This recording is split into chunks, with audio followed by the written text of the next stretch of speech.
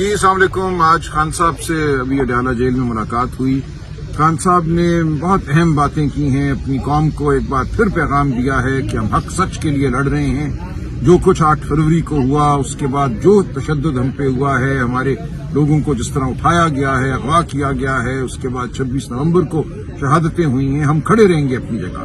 خان صاحب نے کہا ہے کہ میں قید تنہائی میں اب 1.5 سال سے بند ہوں، میں اور جتنا وقت لگتا ہے میں بند رہوں گا. کسی قسم کی ڈیل نہیں کروں گا. ہم حق اور سچ کے لیے کھڑے ہیں، ہم کسی ڈیل کے متمنی نہیں ہیں. تو پوری قوم کو انہوں نے یہ پیغام دیا ہے، وکلاء کو یہ پیغام دیا ہے، کسانوں کو، مزدوروں کو، کہ پی ٹی آئی ان کے ساتھ کھڑی ہے، عمران خان ان کے ساتھ کھڑے ہیں. جہاں کہیں اس ملک میں ظلم ہے اس کے خلاف لڑیں گے. اور 8 فروری کو ہم یاد دلائیں گے بڑے پورا امن اور پروکار طریقے سے جو لوٹ کی گئی پچھلے سال 8 فروری کو، جس طرح الیکشن کو لوٹا گیا، پاکستان کے عوام کی آواز کو سلب کیا گیا. خان صاحب نے کہا کہ دیکھیں وہی قومیں دنیا میں ترقی کرتی ہیں کہ عوام کی آواز کو سنا جاتا ہے، ورنہ اشرافیہ اوپر بیٹھے ہوئے کچھ لوگ بٹور کے پیسہ ملک سے باہر لے جاتے ہیں اور ملک غریب سے غریب تر ہوتا جاتا ہے، ملک کی عوام غریب سے غریب تر ہوتی چلی جاتی ہے.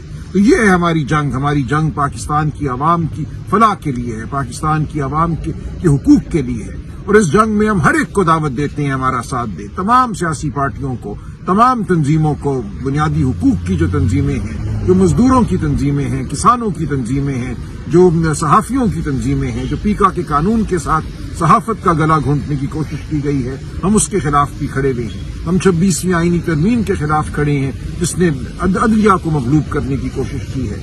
جو خط لکھا ہے اسلام آباد ہائی کورٹ کے 5 جج صاحبان نے، جو اب اسلام آباد ہائی کورٹ پہ پھر حملے کی تیاری ہے، ہم اس کے خلاف کھڑے ہیں. تو ہم حق سچ کے لیے کھڑے ہیں. ہم سمجھتے ہیں پاکستان کا مستقبل بہت تابناک ہے، لیکن اس تابناکی کے لیے ہم سب کو جدوجہد کرنا ہوگی، ہم سب کو اپنا حصہ ڈالنا ہوگا. خان صاحب نے آج پھر دہرایا جو ان کی اپیل ہے بیرون ملک پاکستانیوں سے ریمیٹنسز کے حوالے سے. انہوں نے کہا یہ ایک آواز ہے، یہ آواز بلند کرنے کا ایک یہ طریقہ ہے کہ پاکستان میں جو اس وقت نظام چل رہا ہے، جو ظلم کا نظام، جھوٹ کا نظام چل رہا ہے، وہ آپ کو قبول نہیں ہے. اس کے لیے اپنا حصہ ڈالیے، اور جو ہم کر سکتے ہیں پاکستان میں فلاح کے لیے، پاکستان میں ترقی کے لیے، پاکستان میں حقوق کی بحالی کے لیے، وہ ہم کریں گے. ہر قربانی ہم دیں گے. بہت شکریہ. سر 8 فروری احتجاج کے حوالے سے خان صاحب نے کوئی ہدایات جاری کی ہیں؟ دیکھیں 8 فروری کو ثوابی میں ہمارا بڑا پرامن پرشکو جلسہ ہوگا، وہاں ہم اپنی بات دہرائیں گے.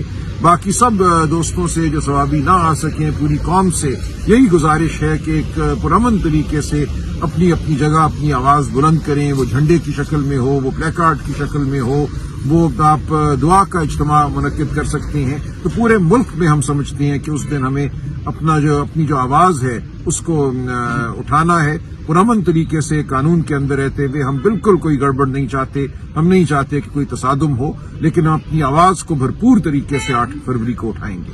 سر 8 فروری کو مینڈیٹ چوری کے 1 سال پورا ہونے والا ہے. جس طرح پاکستانی قوم نے نکل کر ووٹ دیا ظلم جبر کے بعد، سر 8 فروری الیکشن کمیشن کے جو ہیں سکندر سلطان راجہ، ان کا مدت ملازمت بھی پوری ہو چکی ہے. نئے چیف الیکشن کمشنر کا نام بھی سامنے نہیں آ رہا. عدلیہ کا نظام آپ کے سامنے. تو کس طرح آپ دیکھتے ہیں سر بطور ایک آئینی قانونی؟ دیکھیں اس ملک میں اس وقت آئین ختم ہو چکا ہے عملاً. چیف الیکشن کمشنر اور دیگر جو 2 الیکشن کمیشن کے ممبران ہیں ان کی تعیناتی ہونی ہے. اس کام کے لیے آئین نے یہ کہا ہے کہ ایک پارلیمانی کمیٹی بنے گی 12 ممبروں پر مشتمل. وہ کمیٹی آج تک نہیں بنی. وزیر اعظم کی طرف سے کوئی نام سامنے نہیں آئے. عمر ایوب صاحب 15 جنوری کو بطور لیڈر آف دی اپوزیشن خط لکھ چکے ہیں اسپیکر کو کہ یہ کمیٹی بنائی جائے، لیکن کچھ نہیں ہو رہا. تو خواہش یہی ہے اس نظام کی کہ جھوٹ چلتا رہے، جبر چلتا رہے، آئین کے مطابق جو کام ہے وہ نہ ہو. ہم اس کے خلاف کھڑے ہیں، آواز بلند کرتے رہیں گے. پوری قوم ہمارے ساتھ ہے.